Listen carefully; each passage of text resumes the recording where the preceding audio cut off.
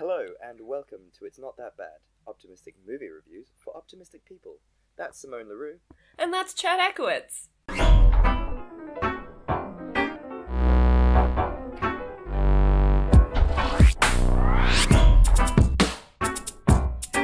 And that was the best face I've ever seen you make. Obviously your wine this week is not that good. It's horrendous. My sister left it here. Ah man, youth people drinking stuff is not good. It's probably better than some of the wine I drank when I was her age, which isn't saying much. I used to buy a 14 Rand wine, and I was like, it's great because it tastes like a 25 Rand wine. It does not. But also what does 25 Rand wine taste like? The bars are so very low. So low. But look, we've grown, we're mature people, we have a podcast now. If that doesn't say maturity, I don't know what does. We're essentially going to be a generation of people who have 60-year-old podcasters. Yeah. It's going to be superb. I can't wait till the excited. future. This world we're creating for ourselves. It's beautiful.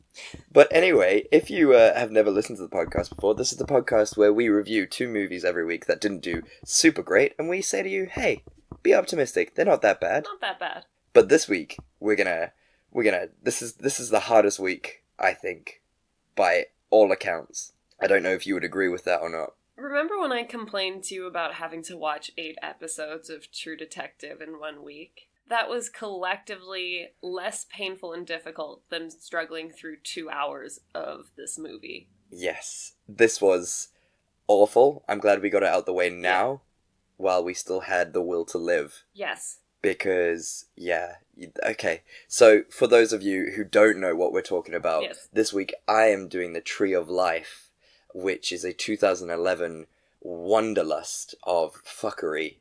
It's going to be exciting to talk about it. And Simone, what did you do this week that saved my life?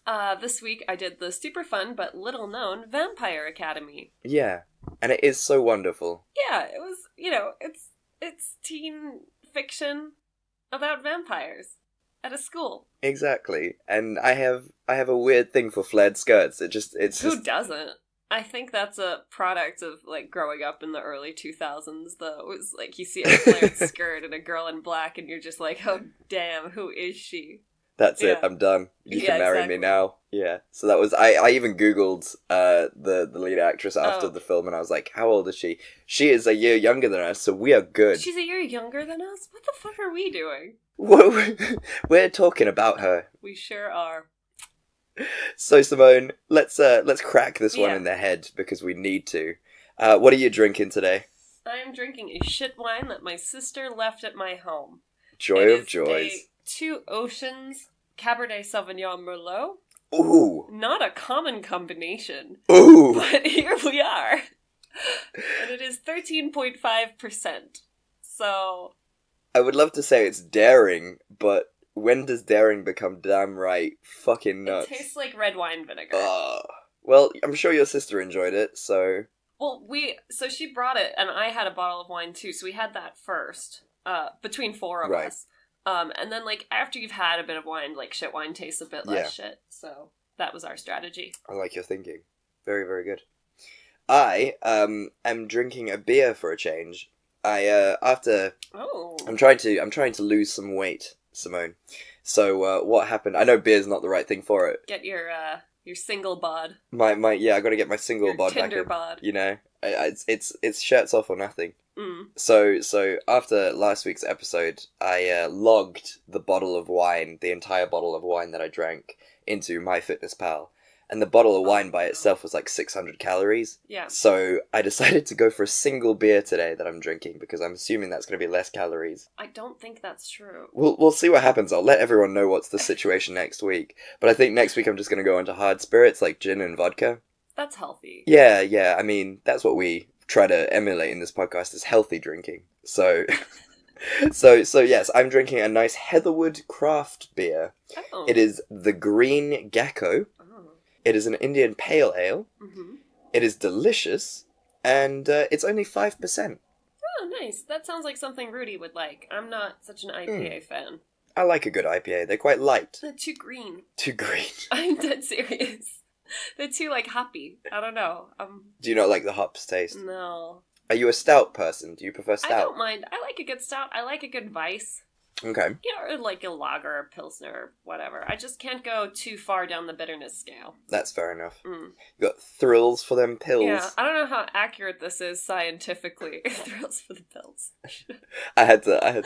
But I read in like 2 different places that like women taste bitterness more than men. Oh, okay. And men taste like sweetness more than women. Oh. Which is why like drinks marketed to women often tend to be sweeter because we don't taste the sweetness as much. And men tend to prefer more bitter things because they don't taste the bitterness as much. But I'm saying this with no citations. I would like to be corrected. Yeah, if you know for a fact that Simone is right or wrong, please do tell us about it. Tell us if, how grounded her beliefs are. Yeah.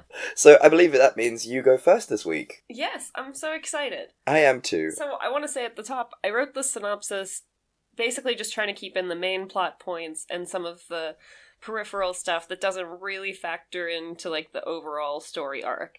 So it's going to be short, but a lot of stuff happens in this movie that I just didn't want to cover because a lot of it is pointless teen drama. Yeah. Okay. Which is what this film is essentially as well. Yes. A pointless teen drama. I always love the teen fiction model of what if we did this, but it was a high school. It's so good. I love it. It's so good. It's not been done to death. I'm not hating it. Okay. Our story follows Rose, played by Zoe Deutsch, and her friend Lissa, played by Lucy Fry. They are hiding in Portland, Oregon for the last 2 years after a tragic car accident killed Lissa's entire family, leaving only Rose and Lissa alive. Rather than return to school, Rose and Lissa decided it would be safer to go it on their own. Lissa is a Moroi, which is a magical ancient race that relies on the blood of donors to survive. Rose is a Dhampir, which are the supernatural guardians of the Moroi. Because of the connection between the two of them, Rose as Lissa's guardian, Rose is able to see through Lissa's eyes and often uses this power to keep an eye on her. At the beginning of the movie, Rose and Lissa have at last been tracked down by other guardians, one of whom is Dmitri, played by Danila Kozlovsky, who is also a teacher of Dhampirs at the school. After a brief fight, which Rose loses horribly, the 2 girls and their cat Oscar are packed up back to school. On the way back, the convoy is attacked by Strigoi. This is the 3rd type of vampire. These are the classic version of vampires that we know. They are very strong, evil, they can't bear sunlight, and they murder people to survive. The Strigoi are also what the Moroi turn into if they kill someone. Fortunately, the gang survives the fight with the help of Dmitri and his armed guards. They are brought back into the school where it is decided that the girls will go back to attending regular classes immediately. Both are unhappy with this, but they comply. At the Vampire Academy, which is actually called St. Vladimir's, Moroi and Dhampir students learn normal subjects, but also hone their unique skills. Dhampir students learn combat to better protect the Moroi, and the Moroi hone their powers, of which they need to choose to focus on one specific element out of the usual air, fire, earth, and water. It's also explained that vampires have their own government consisting of royal families, of which Lissa is one, and is the last remaining member of her line. This makes her important and means she must be protected extra. Okay, we learn also that Lissa has more unusual powers, such as using psychic coercion to get her way. She is also able to bring small animals back from the brink of death. Besides all the high school drama that ensues, here are some highlights. Lissa gets bullied by her ex-boyfriend's new girlfriend and the other cool Moroi kids. It doesn't really matter, though, because she has a crush on another Moroi who is ostracized because his parents were Strigoi. This is Christian, played by Dominic Sherwood. Yeah. The main question is who keeps taunting Lissa by leaving dead animals for her to find and attempt to heal. Rose is also encountering her own problems besides worrying about Lissa. She's bullied for having allowed Lissa to drink her blood while they were on the run, which apparently makes her a blood whore. Great name. And this makes her lose respect of even her close friends. Luckily, Dmitri is willing to do extra classes with her to help her catch up on the physicality of her training. Rose and Dmitri start to develop feelings for each other. Eventually, Lissa decides to start using her magic powers to help her gain popularity back and stop being a laughingstock. This doesn't go well, but Rose can't stop her. The whole thing comes to a head when it's learned that the person harassing Lissa with dead animals was her close family friend, mentor, and father of her good friend, Viktor Dashkov, played by Gabriel Byrne. He is ill and wants to use Lissa to heal him. Rose sets off to save Lissa with Dimitri's help. A fight ensues, but ultimately they win. Lissa ends up with Christian. It's heavily implied that Rose and Dmitri end up together, and the movie ends with a setup for the sequel, that was never happening. I am so angry about that, by the way. Apparently they, like, made a Kickstarter to try to raise money for the sequel, but, like, they didn't raise enough money in time, so... Yeah, they were supposed to get like $1 million and they only raised like 300,000 or something like that, which is such a shame because I would have loved to see Frostbite, and I'm probably more than likely gonna get these books because they're based on books apparently. Oh, really? Yeah, and I that makes sense. I genuinely loved this movie, like genuinely loved it. I really liked it conceptually. I don't think a movie was the right format for it. What do you think it should have been, rather? I wanted it to be a TV show, because then you actually have time to, like, explore all the teen drama, and, like, you're not rushing through all this intrigue. Yeah. And then, like, you're like, oh, it's this guy, and then there's a fight, and then it's, like, over, and it was just so, like, so much stuff crammed in so little time. If it were kind of like Chilling Tales of Sabrina, I feel like it would have been a lot more fun. Yeah, because, I mean, then you can really explore it, you can, you know, go for the different aspects, because I mean they were like the plots were so intertwined and so lovely in their intertwininess, in the fact that you have the whole like healing the animals, maybe it's actually the popular kids trying to fuck with her, you know, you've got the blood whore stuff, you've got that relationship with each other trying to make weird that cool. vampire sex parties. Weird vampire, why do always vampires have weird sex parties? Do these kids not have homework? Like, just chill, guys. Sex is great. We're not saying that. Because sex is pretty amazing. Super positive. You know, like 10 out of 10 would try. But be safe. But be safe, and like it's not the be all and end all, guys. Yeah. You know, there's other things. Have you seen TV? It's gotten really good lately. Also, your classes are literally like learning how to control like fire and earth and shit. And like, why wouldn't you be stoked about that? It's like people complaining about homework in Harry Potter. Like you're literally learning magic. Like, I would love to write a paper on the difference between like gillyweed and other form of fucking... I ought to, that feels like something I ought to know. So yeah, and like I loved how the whole blood whore thing, because like it's heavily implied in the film that if you bite someone, like they experience something akin to an orgasm. That's sort of the vibe it goes for. I don't understand why that's a bad thing. That sounds pretty... I mean, I guess it's just how sexuality is always frowned upon and in general. Like, how dare you enjoy a transaction? Yeah, and what I liked about it as well is there was that bit where that guy, the boy vampire wants to bite, is it Rose? Wants to bite Rose, and she's like, no, and he like keeps trying to force himself on her, and she like kicks his ass, and then like later in the movie when like he and his friend tell everyone that like she's a blood whore and she let them bite him, and then like they get their comeuppance. It was just really nice to see that. I thought that was lovely. I feel like it was probably a bit of an allegory for like sexual assaults and stuff, but like it probably would have been a bit stronger if there weren't also actively sex parties happening at the high school. You know, it like very confusing. Very well. At least the sex parties were consensual, though. That's the thing. I mean, not really, because it was the one vampire girl like lauding her power over the other two guys, and that's the only reason they participated. They were like her blood slaves or something. So I think it's maybe not that consensual. That is fair enough. That is a terrible implication. Yeah. That is very, very scary. Yeah. The headmaster really annoyed me. She had no authority whatsoever, and I hate her. But she was so beautiful. I mean... I didn't even mention her because she was such a non-character. She really was. She, like, tried to, you know, kick Rose out, but didn't, and then, like, she was just, completely pointless. I think the whole Dimitri thing was fucked up. I wasn't such a fan, hey? I mean, I'm worried about anyone who would be a fan of essentially what will become statutory rape. So... Here's the thing. I think also with it, the reason that we really have a problem with it is because visually, Dimitri looks like a grown-ass man. You know, he's not like this kind of like waifish, slender, male teacher that like looks young enough to kind of be an age match to Rose. Like, he is a man. He's definitely, clearly a much older man, and she is clearly a schoolgirl.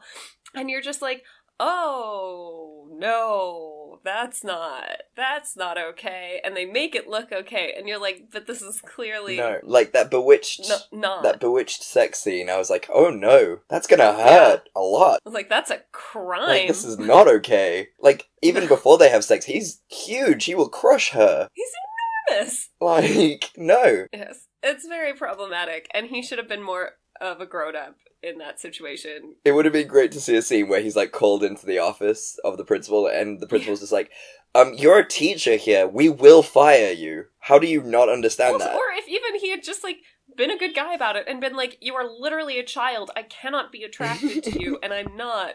Because you are a baby. Like any normal 30-something-year-old guy would say to a 17-year-old. Yeah, and it is worrying because it also makes you realize how creepy he is. Because you do get those guys who are like 30-year-old and they're like, oh, I don't date women my age.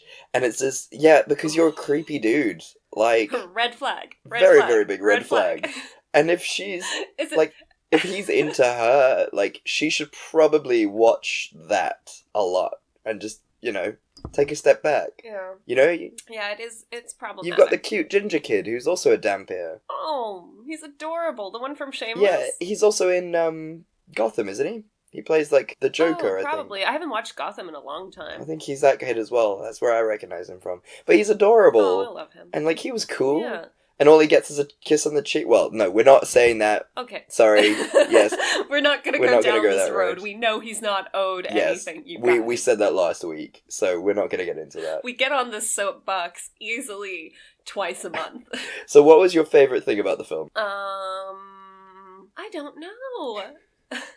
Like, I enjoyed it as a whole. I can't identify a single part that made me go like, oh, that's really cool. I think it's probably their cool training classes, like where they're all on mats and stuff and fighting. Like, that's fun. The fighting was not well choreographed, but it was fun. It was fun, and I think I would have enjoyed high school much more if that was an option as a class. Yes, I would have taken that over PE. Any day. Yeah. And I think more schools should be doing that, because I think self-defense is such an important lesson. Yes. And, like, I'm not encouraging fighting, but fighting is good because it teaches you that you're not made of glass. Like, it hurts to get punched in the face. No one's saying it doesn't. It does hurt a lot. Yeah. But also, you're not gonna die. But it also hurts to get robbed of all your possessions and beat up. And most people are really shocked as well by how sore your hand is the first time you punch someone or something. Also, don't just straight punch someone when you're defending yourself. It's a terrible idea. You will break your knuckles. There is no question about it.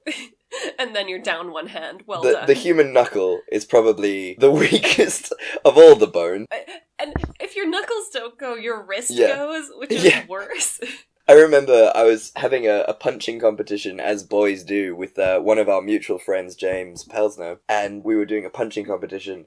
And he punched me really, really sore. I don't remember that. It was in Wazoo. It was in the Great Wazoo. Yeah, okay, we were just sort of in the background and we were just punching each other. And he hit me really hard and I got really mad, so I tried to punch him really hard. And my wrist just went, and I had to pretend that my wrist wasn't really sore because I didn't want to be like, ah. Isn't toxic masculinity fun? Oh, it's always the best. Don't you love it? Especially when booze are involved. Yeah. It's what we do. It's what we love. I think for me, my favourite bit was just the one-liners that were just fantastic. Oh, yeah. Like, Rose is so quippy.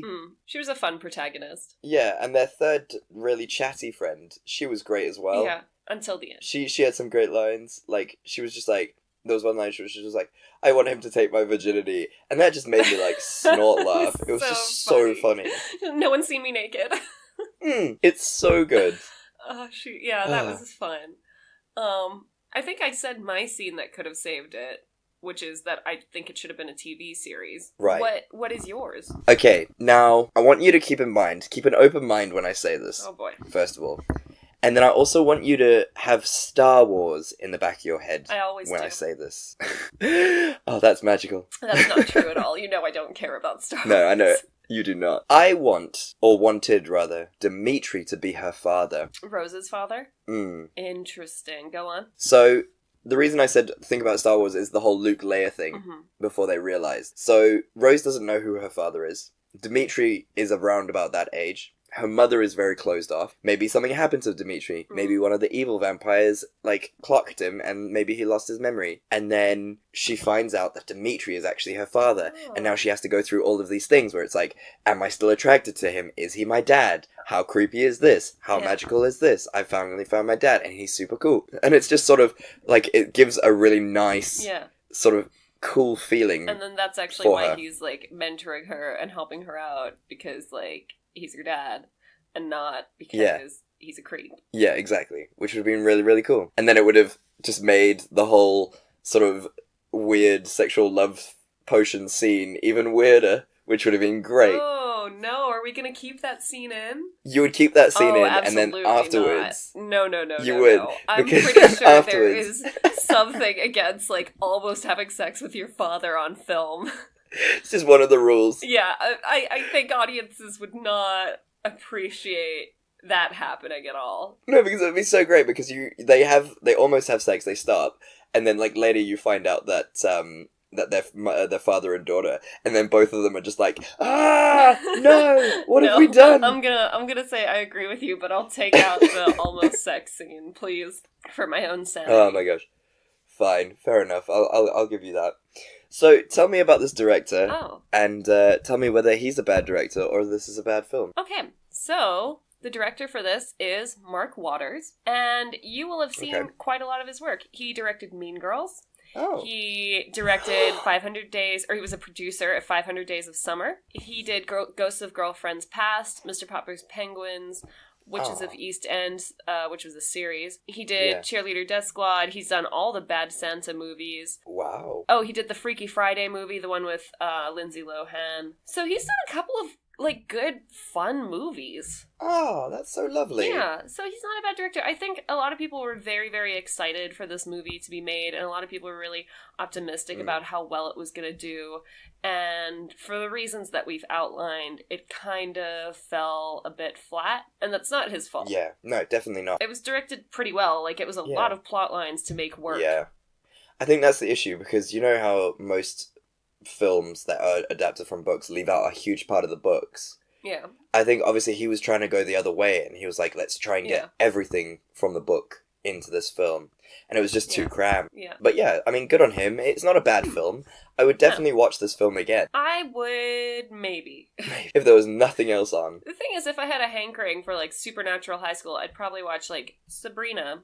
Or, I don't know, Harry Potter? I guess Harry Potter. I also recently started watching Umbrella Academy, which is super fun. It is really fun. I've only watched the first episode, but it is dark and fantastic. Oh, love it. It is really, really good. I'm excited to see where it goes. Okay, well done. That was lovely. And well done for choosing this film. Thanks. It was a bit quick, nice. But... Alright, well, let's end on a very low note, shall we? The lowest note we've ever had. Let's. So, The Tree of Life, 2011. So, the first thing we've got to sort of establish, I feel, for this film, is that nothing matters. Like, nothing matters. All that is important is how cool the shots are. Once you've come to terms with that, everything is fine and we can talk about this plot. Okay.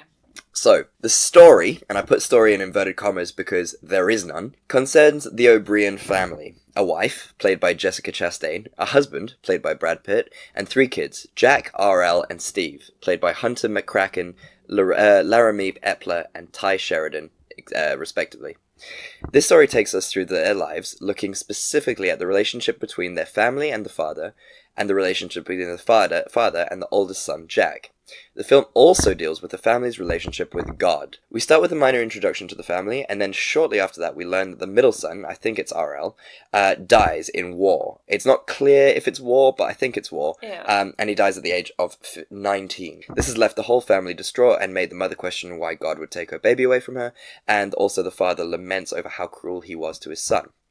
The mother asks God where he was, then this leads to a smash cut and a montage of the creation of the universe and Earth, leading all the way up to the moment their family was created. Over the next hour and 45 minutes, we are subjected to scenes of the boys growing up, learning who they are, as well as scenes where their father throws his weight around and acts like a dictator. Eventually, the film just kind of ends, and that's it. That is literally it. That is all I can say about this movie, and I'm so mad. Yeah, that's a pretty accurate synopsis. I will add, because I Googled it while I was watching the film, because I was like, I cannot sit through this if I don't know what I'm watching. So, apparently, the whole thing was about, like, there's the monologue at the beginning talking about grace and nature. And the whole film was supposed to be about the interplay between grace and nature in their lives, and how the mom kind of represented grace and the dad represented nature, and like that duality within the son. That being said, though, I was still bored. It is unfathomable how boring this film is. And this movie received such rave reviews, actually. Like, when I looked at all of them, they were like, it's a beautiful, like, magnetic look at, like, the surrealness. And so this director is known for doing very philosophical films. Yes, I had a look and I hate him. This whole movie feels kind of like the Emperor's Clothing of movies, where, like, if you point out that it's actually kind of dumb, then you're just an idiot and you don't get it. Yeah, but it is, in fact, dumb. Yeah. This movie is dumb. Should we make a movie like this, and then we can win awards and get paid to do shitty art things? Like and hang out with Brad Pitt. Yeah, and hang out with Brad Pitt. And get him not to say many lines, but we'll just film him from weird angles and make sure there's a lot of flair on the camera. That was what was so frustrating. Like, it was, I mean, a lot of very beautiful camera shots, like, a lot visually very stunning movie. Visually stunning film. But you're just like, Jesus, can I just watch a scene? That's all I want. I just want to watch a scene. I mean, it's so frustrating. And the whispering. The whispering was them, like, talking to God, right? Like, that was... Yes. Ugh. Yes, that's how I felt. My favourite line, though, I will say, I have a favourite line in this film. So, it comes out of nowhere. I think the whole family is sort of standing in the backyard. And the oldest son, Jack, just goes, "He only loves me!" And obviously he's talking about God, I think. And it's just, without context, like, there is nothing, that's how the scene ends. Yeah. It's literally him just shouting, "He only cares about me, he only loves me," and then he runs off. And then the parents exchange deep and then that's looks. Fucking it. And it's just, like, superb. I feel like this is a really good movie to watch if you're, like, a little high. You don't want to, like, think too hard, but you just want to watch something pretty for 2 hours. Like, this is the way to go. Yeah, I mean, fucking hell, this film. What I would say is the people envisaged in the film Velvet Buzzsaw would go nuts for this film. Yeah, they absolutely would. Again, you can read the reviews, and it's people being like, you know, like, you just have to immerse yourself in the film and let yourself be taken on this journey. And it's a beautiful look at the interplay of this and the meaning of life. Did you get the meaning of life from that, by the way? Was there any... I lost the will to live, if that's what they mean. My sister asked if I felt profoundly moved by it, and I said I was profoundly moved to turn it off. And you were telling me earlier today that there's an extended edition? 3 hours long. Can you imagine sitting through that for 3 hours? I don't know how I sat through it for 2 hours. I'd be so angry. Like, I was dreading, like, when I said it last week we'll do Tree of Life, it's because I knew how bad a film it was. But watching it again, it just reminded me of why I never wanted to see this film again. I'm so glad that I just watched it on my own, because usually sometimes if I've got movie homework for the podcast, when my sister comes over on Friday night, I'll be like, well, let's watch this. I've got to watch it for the podcast anyway. Yeah. And we'll do that. And I'm just glad I didn't subject anyone else to it. Not even Rudy. It was just me and Magnus, the cat, watching. Mm-hmm. I'm glad you did, because I think if you had made Rudy watch it, he would have split up from you. And rightly so. Like, rightly so. Do you know what we haven't mentioned yet, Simone?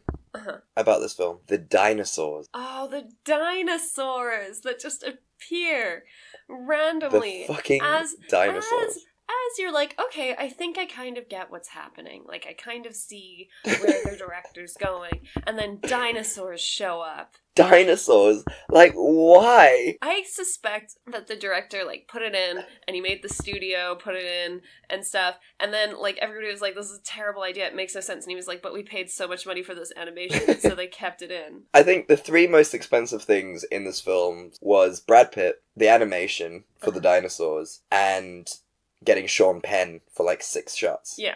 Who I hate. I don't know why we keep inviting him back to movies. He also, everybody forgets this, but Sean Penn, like, when he was dating Madonna in the 80s, tied her up and beat her. Yeah. Why do we forgive these people? Everybody forgets that he, like, is a woman beater and not a nice man. Why are we forgiving these people? Why are we like, yeah, we'll invite them back? Him, here's Chris your Brown, career. Sean Connery. Why do we have these people come back? Mel Gibson, Jesus Christ, Mel Gibson. Johnny Depp. Yeah, Johnny Depp is just sort of a used tampon of life. Like, I hate him.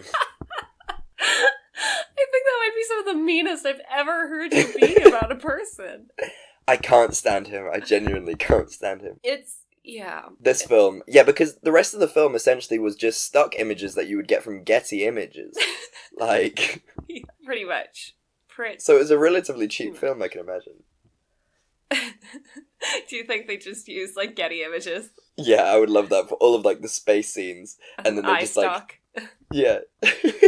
It would be great. Like, I didn't actually look up any trivia. I was going to, because I knew this would be a relatively short one, because all we can really say about this movie is it's atrocious. And, like, people are also welcome to say that we're idiots and we don't get it, and, like, we spend so much time watching shit that we can't appreciate, like, a good movie when we see one. Like, that's all maybe valid. Like, maybe we're just dumb idiots and we never took a philosophy class, but, like, it's also our podcast. I took critical thinking, which technically fell under the banner of philosophy. It had a PHI in the front of the code. Sorry. So I have taken a single philosophy class. Thank you very much. Oh, okay, never mind. Now our opinions are valid. They really are. I wear horn-rimmed glasses. We know what films are about. Literally, before we started recording this podcast, we were talking about how we haven't seen any of the Oscar films. And we don't intend to. No, but let's be fair. I mean, if anyone out there has watched more than 5 of the Oscar films, I will give you a handshake. I don't care where you are. If you're one of our Korean listeners, I will come to Korea and I will give you a handshake. Because no one cares. Come on. The Academy doesn't even care. Yeah. You know, and maybe this just makes us trashy, classless masses that are there consuming Avengers movies like dumb idiots when we should be pondering life. But I'll own that. Like, I know who I am. I'm not gonna feel insecure about the fact that I don't care about the Oscars. I feel the feeling is that, you know, when you watch a film, you should enjoy it. Yeah. I enjoy watching films that make you think, but this one doesn't just, like, it's not supposed to make you think, it's supposed to make you, like, explore the depths of the human condition. And when I put on a film, that's, like, the last thing I want to do. When I watched this film, I was exploring the depths of Reddit. Because I couldn't give that film my full attention. It's just the fact that, like, even now, having watched it quite recently, do you know what happens at the end? Because I don't. I can't remember. Doesn't Sean Penn have, like, this dream sequence where, like, he's on a beach, and then, like, he sees himself as a child and his brother as a child, and he sees his mom and his dad, and they walk down the beach together, and then it ends? Is that the ending? Because I wouldn't remember that, to be honest. Well, and then there's, like, a lot of universe imagery again, and I didn't care. Okay, yeah. Okay, fair enough. But, let's say one nice thing about it. Let's try our best. Visually, again, it's very pretty to watch. It's a very beautiful movie. I think the costumes and sets were very gorgeous. It really focused on, like, how iconic the 50s looked. Yeah. And for that reason, I think it was kind of pleasant to watch. And again, if you want to drop a little acid before you watch this movie, like, that can only help you. We're not going to tell nobody. We're not snitches. We're not telling you to do drugs. We're just saying this movie would be better with drugs. I think for me, I enjoyed seeing sort of the family life. I enjoyed the sort of interactions between the mum and the dad in terms of just, you know, it was nice to see that, like, that family relationship and having sons, and, like, sons and fathers always fight. That's just how it works. Mm. And it was just really nice to see sort of him growing up and trying to understand his father and understand where he's coming from. I think it was out of place that it was revealed that the son died in the beginning. I think that would have been nicer towards the end, because it would have added a redeeming quality to Brad Pitt. Like, it just, like, Brad Pitt, we don't know he's so much of a dick at the beginning, then we find out that he laments being a dick, and then we get an hour and 45 minutes of him being a dick. And by the time that finishes, you're like, wait, what was the point of that? Yeah. No, I'm with you. So I would ask what your scene that could have saved it is, but that would imply that there are scenes in this movie? Yeah. And you also kind of said that you would just like it shuffled a bit in terms of events. I think that we could have done without the whole birth of the universe sequence. Oh, definitely. But that's just me. I mean, you're not wrong. That's all I'm going to say. You're 100% right. I did say, when I wrote it down, I did say a plot. Just any plot whatsoever that had a beginning, a middle, and an end. That would have been lovely. And people will tell us there was a beginning, middle, and an end. And bless you for seeing it. If you can see something because we're just dumb people, and you could see something that we didn't see, then please explain it to us. By all means, yeah. This film. So tell me about this director. We're talking Terrence Malick. So I'm not gonna lie, I have not seen any of these films that he's done at all. But if you look at the guy, he has crazy eyes. You'd have to. This is a gentleman. Okay, so I'll just tell you what he's done. And if you've seen any of them, that's cool. Okay. Badland, Days of Heaven, The Thin Red Line, The New World, To the Wonder, Knight of Cups, Voyage of Time, Life's Journey, Voyage of Time, The IMAX Experience, Mongolian, Notes of a Woman, Song to Song, Together, filmed on a Pixel 3, and that's it. Nope. Yeah. So, I mean, I think I would love for him to be this crazy person who's actually just like a fraud, and he goes home at night and he's just like crying into his pillow because he's like, I don't know what I'm making, but every time I make something, people are like, yes, this is amazing. He's just laughing and watching Avengers movies in his free time. Yeah, that's all he does. He Like just the loves rest the of us. Avengers. Like all of us. So apparently he was born in Illinois and he moved to Texas. He graduated with summa cum laude with a degree in philosophy. So there you go. There we go. That's why his films are fucking crazy. Yep. So I don't know. I don't know if this is a bad film. I don't know if I'm smart enough to understand that this is a good or bad film. I'll accept it. I like to think that I'm a reasonably intelligent person, but I also know that I am no genius. So I can just accept that I'm too dumb to enjoy this film and say that I'll never watch it again. Never, ever again. I've watched it twice in my life, and I will never watch it Twice again. too many. And I did tell you last week that I actually stopped two gentlemen from watching this film on a plane. That's how bad this film is. Can you imagine watching this on a plane? Well, they were talking behind me, and they were like, "Oh, Tree of Life. I really want to see that." And I physically turned around because I couldn't let them do that to themselves. Yeah, it's your obligation as a human, for morality purposes, not to let anyone waste 2 hours of their life. God.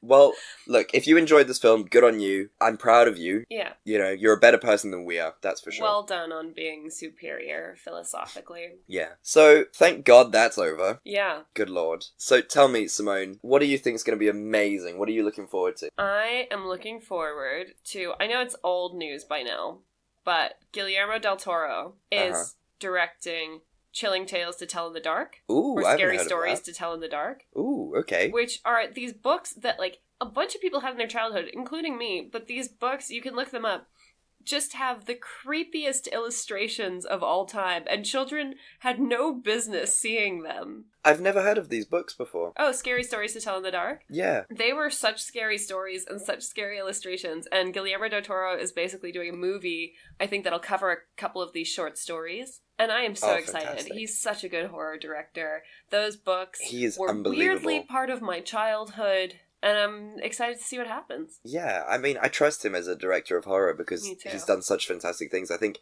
he's not afraid to be weird about it. Yeah. And I think that's what you need. Yeah, but it's still, like, high quality enough that you're not, like, this is weird and I hate it. You're just like, Yeah, this is weird and I'm so into it. Yeah, he walks that line. He's very good at walking that line. So on my side, I'm gonna break from the traditional things. I'm gonna be a bit of a maverick here. I've got 3 things that I want to talk about. So I'm gonna start with The Enigma. So I'm calling this The Enigma because I don't know if it will do badly or not. Okay. It's a film called Long Shot, and I'll explain the plot to you.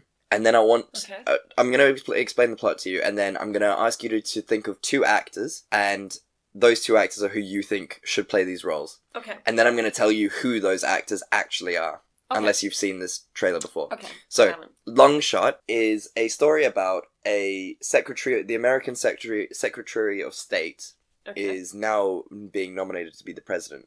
Okay. So she's running for president of the United States of America. A scrappy journalist who was he was babysitted by her when they were younger is assigned to write a profile piece on her. They travel around the world while she's on her press junket, and they fall in love. Oh. So tell me, who do you think the actors should be for this film? So scrappy journalist man and Secretary of State going for president woman. I kind of want the Secretary of State to be Emma Thompson. And scrappy journalist man is obviously Joseph Gordon-Levitt. I feel like they'd have a weird chemistry on screen. That'd be lovely. I'd be into it. Yeah.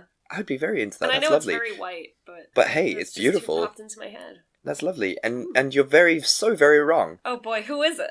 Is it Lindsay Lohan? Is Lindsay Lohan the Secretary of State? Just tell me now. No, because this movie would be amazing. I would watch the shit out of that. But no, unfortunately not. Okay, Secretary of State lady, Charlize Theron. Okay, yeah, she's wait for it, wait for it. Commanding presence to her. Wait for it. The journalist scrappy guy, Seth Rogen. Oh, now I've seen that trailer. Yeah. It's weird, right? So it's more of a comedy than like a political drama. Yeah. Oh, but I didn't realize it was a comedy. Although, that being said, Emma Thompson and Joseph Gordon-Levitt would be amazing in a comedy too. Yeah, as a rom-com. Oh, it would be so classy. I don't know whether it'll be good or not, because like, you hear the names and you're like, those two will never work well together. But watching the trailer and I'm like, this could be good actually. Is genuinely funny. Like, she does comedy roles pretty well. And recently I've been enjoying Seth Rogen's roles. I think he's gotten a lot more self-aware. That's good. I think this is going to be a very interesting movie to watch. I think I'm excited to see where it goes, because I'm not too sure. I don't know if this will be good or not. And watching the trailer, I'm like, this could be either really, really good, or this could be terrible. Yeah. I will definitely watch it. I'm cautiously optimistic about it. Yeah, I think that's the best way to describe it. Okay, so then, my bad film is a film called After, which is going to be terrible, because essentially the plot is Twilight without the vamp. Oh, so it's just like, I feel like I haven't like seen the trailer, but I like read the promotional jargon around it. So it's like about like after you fall deeply in love with someone and... you know, what happens when the relationship is actually work. Yeah, essentially. And, like, he's a British guy and he's sort of edgy and there's something about him and there's a bit of mystery around him. Yeah. That's what the trailer, like, sort of implies. And it looks really bad. It's sort of like 50 Shades of Grey meets Twilight, but no vampires. Oh. And it just, like, it doesn't look great. Oh, because when I kind of saw it, I thought that it was more kind of like an indie movie about love, you know? Like, like Crazy was one, Remember Me, stuff like that, where it's, you know, it's two very beautiful leads and they're, like, so in love, but it's, like, an indie movie, so it's also beautiful and, like, emotional. Yeah, that's not... maybe I'm wrong, but that's not the feeling I got from the trailer. Okay. Watch the trailer, let me know what your thoughts are on this. But yeah. And then what I'm really, really excited for, what I think is going to be the best movie of all time, in terms of horror, is Ma. Have you seen the trailer for Ma? M.A.? M.A., literally, that's it. Ma. No. Holy crap, gonna be amazing. It's a horror film, and, like... so excited. Okay. But check it out, and then we can geek over this. And they just released another promotional poster for James Wan's La Llorona. Yes, you showed me this. Which is coming, I think, later this year. All right, okay. I'm so excited That's going to be excellent. I think that's going to be great. And then, what's the other one that I'm excited for? Is it Gertrude with Chloe Moretz? I don't know. It looks really, really good. Grace Moritz. I can't remember which order her name goes in. It's the same with Jason Gordon-Levitt. Like, they really just confuse me. It's great. It's so good. But yeah, so I'll link to all three of those trailers because Ma is going to be superb. I'm excited. Yeah. I have been needing some fresh horror in my life. Right, and good horror, not like sort of mediocre horror. Yeah. Yeah. So we did it again, Simone. Yeah, we sure did. This is a relatively short episode just because of the nature of the films that we've done. I think both movies were pretty straightforward either way. Yeah, exactly. They sort of were the opposite scales of terrible movies. Like yes, one had like too much information, and the other one had no information. It made you think of the information. Yeah. Like you're like, I shouldn't have to work this hard to enjoy a movie. No, definitely not. Definitely not. So, what are you doing for the people next week, Simone? I am going to do the latest version of Annie the Musical that nobody has seen. I have not. But I feel like maybe in my heart it was probably pretty good. Yeah, I'm gonna watch it. I'm gonna see what happens. Yeah. I love Annie the Musical. Yeah, it's cute. It's about a plucky Yeah, and Jamie Foxx is always adorable. Love him. Jamie Foxx is in it. Rose Byrne is adorable. I love her. Yeah, I'm excited for this one. I think Cameron Diaz is also in it. Like, I think she's Miss Hannigan. Yes, I believe she is. And I'm ready. I probably will watch the old one as well, just to get my bearing. I probably watched the old one like a million times when I was a kid, so I don't need to watch it again. Yeah, it's in your brain. It's just there. And we will also bring through our best renditions of Tomorrow. Oh yeah, this is the week where we practice to sing. I can finally be the child actor that I always wanted to be. It was lying deep inside you this whole time. I just need deeper dimples. Aw, your dimples are perfect. Don't let anyone tell you the difference. I won't. Okay, now, I know before we started this podcast, I gave you like 4 movies that I said I was going to do. And I'm going to completely take... I'm excited to see what you I've gone for a complete crisscross, and I've chosen none of those films. Oh. And instead, we're doing the new Power Rangers film. I'm so excited, actually. I fucking loved the Power Rangers when I was a kid. I kind of wanted to do the old Power Rangers film. The one with the goo? With Ooze. Yeah, with Ooze. With Ivan Ooze. But no, we're doing the new one, because I haven't seen the new one. I'm excited. I mean, Power Rangers films are always fucking epic, so... Power Rangers was, like, my favorite when I was a kid. The Ivan Ooze one was unbelievable. It was just a life-changing film. A perfect movie. I probably watched it, I think... I went through a phase when I was, like, in 1st or 2nd grade where I watched it every single day after school. Yeah, I'm not surprised by that. It's just epic. It was on a VHS tape. Oh man, you must have ruined that VHS. I probably did. It's the whole thing with them, like, skydiving as well. Like, they're just badass. I kind of want to watch it again now, before I watch the other I'm one. probably going to watch both, to be fair. This is going to be a long week. Yeah. 2 Annies, 2 Power Rangers. Who cares? I'm ready. So, how was your week? My week was good. It was a bit less stressful than the week before. Thank God. It's been a couple of weeks in flux. Yeah, it's been a really tough one for you. I know that recently. So bless you. Bless your heart. I mean, that sucks. Thanks. But otherwise, I've had a good week. Magnus has been home. He's so cute. He's such a snuggle bug. He sleeps on my desk with me. Oh, what a babe. Yeah. So while I work, I've just got a snuggly boy to touch. But I think a week is long enough to make this joke that you should have put butter on his paws. You know, someone else was like, are you gonna, like, dip him bodily in butter now? And I was like, no, that still makes no sense. Like, immediately as soon as he came back home, I thought of that joke, and I was like, wait for it. It's too soon. She will kill me. Too raw. Oh god, I was so happy to have him home. Like, I was gonna text you straight away. As soon as I saw your Facebook post, I was gonna text you, and then I was like, no, too soon. Yeah. Wait a second. Just give it some time. Wait for the podcast, and then the whole world can enjoy it. I'm not gonna put fucking butter on his paws. Butter is expensive. Fair enough. And how's your week been? Yeah, my week's been pretty good. What did I do this week? It's been a very relaxed week for me, actually. That's good. I tutored for the first time in a very long time, and that was lovely. She was an adorable little 8-year-old girl called Daisy. She was delightful. I know.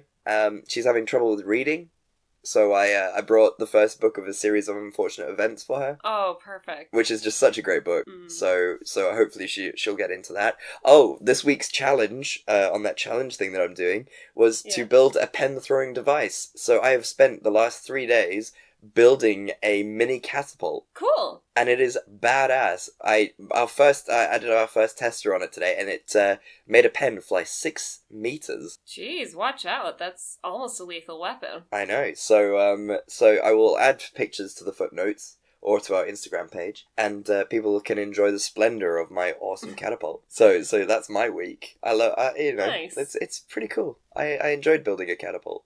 Fun. Yeah. So where can the people find you, Simone?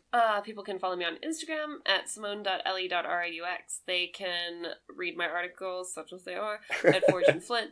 They can follow the podcast, though, at It's Not That Bad 1 on Facebook and Twitter, and at It's Not That Bad Podcast on Instagram. They can also email us at It's Not That Bad Podcast at gmail.com. Where can the people find you?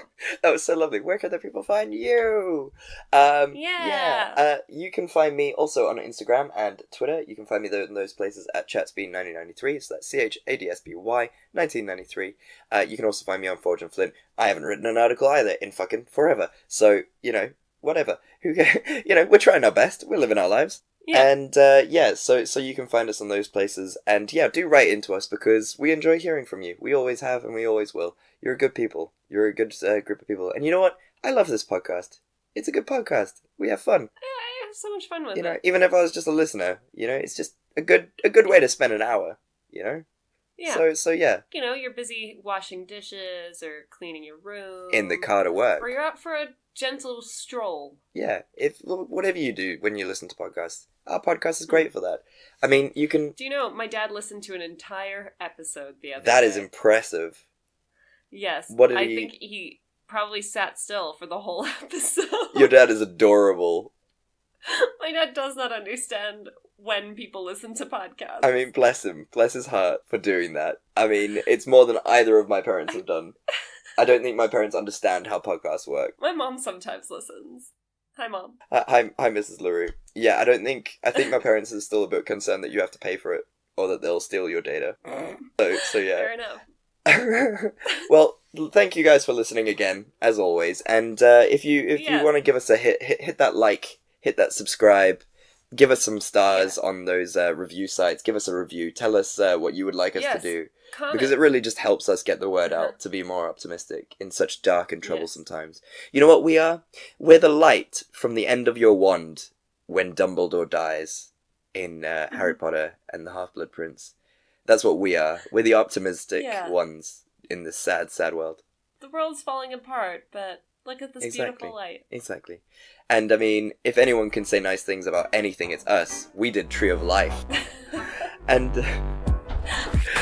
as we say at the end of every podcast, we love you.